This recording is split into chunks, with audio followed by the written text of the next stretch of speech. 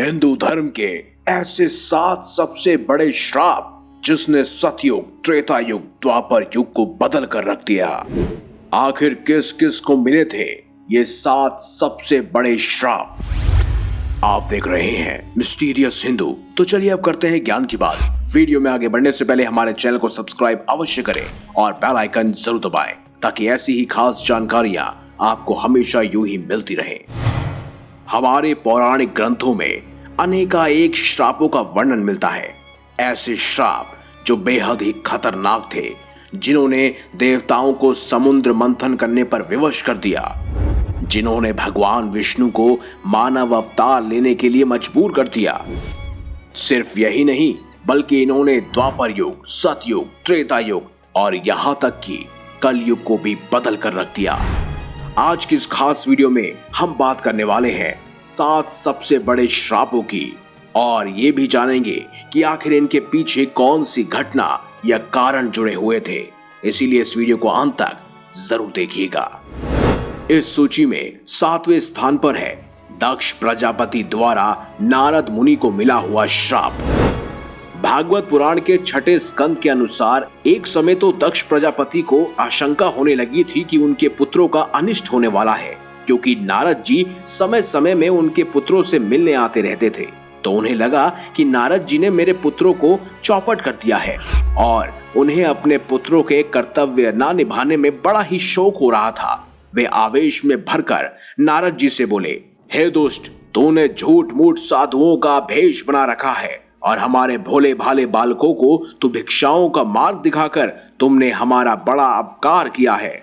अभी उन्होंने ब्रह्मा से ऋषिगण और यज्ञ से देवगण और उद्योगपति से पितृगण नहीं उतारा, परंतु पाप के चलते तुमने उनके दोनों लोगों का सुख चौपट कर दिया है। तुम इस प्रकार बच्चों की बुद्धि बिगाड़ते फिरते हो। सचमुच तुम बड़े निर्जल हो। मैं जानता हूं कि भगवान के पार्षद सदा सर्वदा दुखी प्राणियों पर दया करने के लिए व्याग्र रहते हैं, परंतु तुमने प्रेम भाव का विनाश करने वाले अपने आप को बना लिया है। इसीलिए हे नारद, मैं तुम्हें मृत्यु लोक और मनुष्य लोक में जन्म लेने के लिए विवर करता हूँ। तुम कभी भी एक जगह नहीं ठहर पाओगे। तुम हमेशा इधर उधर भटकते रहोगे और तुम्हें कभी भी सुख की प्राप्ति नहीं होगी। देव ऋषि नारद ने इसे हंसते हंसते ग्रहण कर लिया और कहते हैं तभी से लेकर आज तक देव ऋषि नारद हर जगह समय रहते पहुंच जाते हैं, चाहे वो कोई सुख का कार्य हो या दुख का कार्य है। इसी सूची में 6ठे स्थान पर है तुलसी द्वारा भगवान विष्णु को दिया गया श्राप। शिव पुराण के रुद्र संहिता युद्ध खंड अध्याय 6 के अनुसार ब्राह्मण वेश धारण कर शंखचूर्ण से उसका कवच वापस लेने के उपरांत भगवान विष्णु शंखचूर्ण का वेश धारण करके तुलसी के महल में पहुंचे। तुलसी ने भगवान रूप में आए पति का पूजन किया और बहुत सी बातें उन्हें बताई और उनके साथ रमन भी किया। जब उन्हें संदेह उत्पन्न हुआ तब उन्होंने पूछा, दुष्ट, मुझे शीघ्र बता दे, तू किसकी माया से उद्योग हो रहा है और क्यों मेरा उपयोग कर रहा है? आखिर क्यों तूने मेरी पवित्रता और सत्यवती को नष्ट कर दिया? ऐसे वचन सुनते ही भगवान विष्णु उसी समय अपने वेश में आ गए। तब माता तुलसी ने उन्हें श्राप दिया, हे विष्णु, तुम मन से बहुत ही पत्थर दिल वाले और साथ ही कठोर हो। मेरे पति धर्म को तुमने भंग किया है, इसीलिए मैं तुम्हें श्राप देती हूँ कि तुम जल्द ही पाषाण स्वरूप के हो जाओ। और उसी समय भगवान विष्णु शालिग्राम शिला में परिवर्तित हो गए। तभी से कहा जाता है कि माता तुलसी के ही श्राप के कारण भगवान विष्णु को शालिग्राम रूप में भी पूजा जाता है और उन्हें तुलसी अति प्रिय है। अब बात करते हैं 5वें स्थान पर सबसे बड़ा श्राप, जो कि स्वयं राजा पांडु को मिला था। एक बार राजा पांडु वन में विहार कर रहे थे। उन्होंने मृगों के युगपति को देखा जो मृगी के साथ प्रेम कर रहे थे। उसे देखते ही राजा पांडु ने तीखे बाणों द्वारा मृगी और मिग्र को बिंध डाला और उस मिग्र के रूप में महातेजस्वी ऋषि पुत्र थे। और उसी समय बाण लगते ही वो मृगी के साथ मनुष्य रूप में पृथ्वी पर गिर पड़े।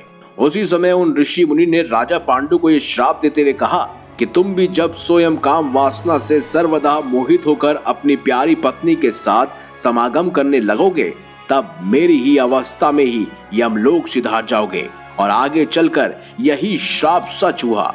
राजा पांडु की मृत्यु का कारण भी यही श्राप बना और हस्तिनापुर राज्य का भविष्य भी बदल गया। अगर ये श्राप ना मिला होता तो पांडु ही राजा बने रहते और दुर्योधन के मन में राजा बनने की इच्छा इतनी तीव्र न होती और हो सकता है कि महाभारत का वो युद्ध कभी होता ही नहीं। चौथे स्थान पर है वैकुंठ के द्वारपाल जय और विजय को मिला हुआ श्राप। एक बार भगवान ब्रह्मा के मानस पुत्र सनकादि ऋषि वैकुंठ धाम पहुंचे। उन्हें साधारण बालक समझकर जय और विजय ने उन्हें भीतर जाने से रोक दिया। इस पर वे क्रोधित हो उठे और द्वारपालों को श्राप देते हुए बोले कि विष्णु के चरण को रजोगुण और तम गुण से रहित तुम दोनों इनके समीप निवास करने योग्य नहीं हो, इसीलिए तुम शीघ्र यहाँ से पापमयी असुर योनि में जाओगे। जब उन्होंने इसके लिए क्षमा याचना की तब उन्होंने इसके लिए उन्हें एक उपाय भी बताया कि जल्द ही तीनों जन्म में तुम्हें श्राप भोगने को मिलेगा और तुम बार बार राक्षस योनि में जन्म लेते रहोगे, लेकिन इसके लिए स्वयं भगवान विष्णु द्वारा ही तुम्हारा बार बार मृत्यु लोक पहुंचना होगा, जिसकी वजह से तीसरी बार जब तुम मरोगे तो अपने आप ही वैकुंठ धाम में वापस आ जाओगे। इसीलिए कहते हैं सर्वप्रथम वो हिरण्याक्ष और हिरण्यकश्यप बने, फिर उन्होंने रावण और कुंभकर्ण के रूप में जन्म लिया और उसके बाद द्वापर युग में शिशुपाल और दंतवर्क रूप में जन्म लिया। अगर ये श्राप ना होता तो रामायण और महाभारत की रूपरेखा कुछ और ही होती। अब बात करते हैं तीसरे नंबर पर मौजूद सबसे बड़ा श्राप जो स्वयं राजा परीक्षित को मिला था। एक बार राजा परीक्षित वन में शिकार खेलने गए हुए थे। वहां उन्होंने बाण चलाकर एक हिंसक पशु को मार डाला और तुरंत ही वन में उसका पीछा किया। उसे ढूंढते ढूंढते परीक्षित बहुत थक गए थे और इसी प्रयास में राजा ने ऋषि मुनि शामिक्ष को देखा। परीक्षित ने उनसे मृग का पता पूछा, परंतु वह मुनि उस समय मौन व्रत के पालन में बहुत ही लीन बैठे हुए थे। उनके पूछने पर भी महर्षि तनिक भी कुछ ना बोले, जिससे परीक्षित को अत्यधिक क्रोध आ गया। उन्होंने धनुष की नोक से पृथ्वी पर पड़े एक मृत सर्प को उठाकर महर्षि के कंधे पर डाल दिया, लेकिन उसके बाद भी वो ऋषि मुनि कुछ नहीं बोले। जब राजा परीक्षित ने यह सब देखा तो वह भूख प्यास से व्याकुल होकर वापस अपनी राजधानी लौट आए। जिस ऋषि का स्वयं राजा परीक्षित ने अपमान किया था, उन्हीं के पुत्र महर्षि श्रृंगी थे और वो महान तेजस्वी थे। श्रृंगी को जब पता चला कि स्वयं राजा परीक्षित ने उनके पिता का तिरस्कार किया है, ये बात सुनकर उन्हें बहुत ही क्रोध आया। तब उन्होंने उन्हें श्राप दिया कि राजा परीक्षित, जिस तरह से तुमने मेरे पिता के ऊपर एक मृत सर्प डाला, उसी प्रकार एक जहरीला विषधर सर्प तुम्हें अवश्य ही काटेगा।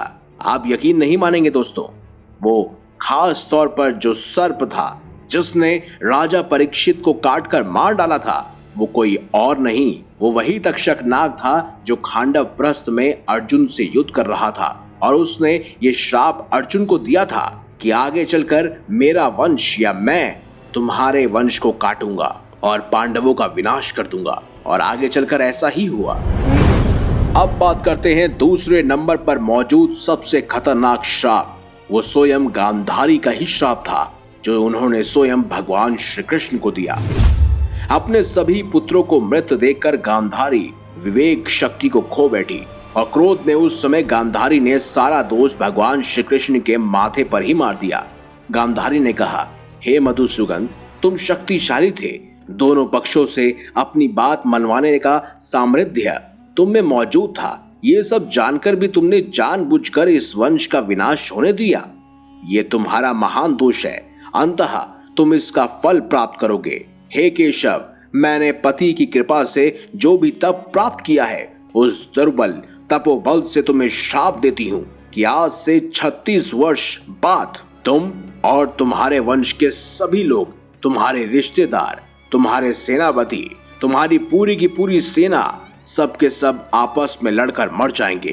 तुम सबसे अपरिचित और लोगों की आंखों से ओझल होकर, और उसी बीच तुम्हारी भी मृत्यु ऐसे ही अकेलेपन में होगी। और आगे चलकर महाभारत के 36 वर्ष बाद यही हुआ। द्वारका समुद्र में विलुप्त हो गई, यादव वंश का विनाश हो गया और भगवान श्री कृष्ण की भी मृत्यु हो गई।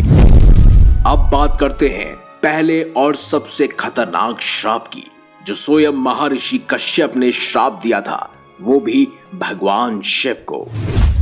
ब्रह्म वैवर्त पुराण के गणपति खंड के अनुसार एक समय की बात है, भगवान शंकर ने माली और सुमाली को मारने वाले सूर्य पर बड़े क्रोध के साथ त्रिशूल का प्रहार किया। त्रिशूल की चोट से सूर्य की चेतना नष्ट हो गई। जब कश्यप जी ने देखा कि मेरा पुत्र चेतनाहीन हो गया है, तब ब्रह्मा जी के पुत्र तेजस्वी कश्यप जी, जो ब्रह्म तेज से प्रज्वलित होकर, उन्होंने अपने पुत्र को प्रवाहहीन देखकर भगवान शिव को श्राप देते हुए बोला, जिस तरह आज तुम्हारे त्रिशूल से मेरे पुत्र का वक्षस्थल विलीन हो गया है, उसी तरह तुम्हारे पुत्र का भी मस्तक एक दिन कट जाएगा और वो स्वयं तुम ही काटोगे। और आगे चलकर ऐसा ही हुआ। जब भगवान गणेश का जन्म हुआ, तब उसके उपरांत माता पार्वती ने उन्हें एक द्वारपाल की भांति ही वहां पर उपयोग में लाया, जहां पर उन्होंने भगवान शिव को कक्ष में प्रवेश करने से मना किया, जिसके चलते क्रोध में भगवान शिव ने अपने त्रिशूल से भगवान गणेश का मस्तक धड़ से अलग कर दिया।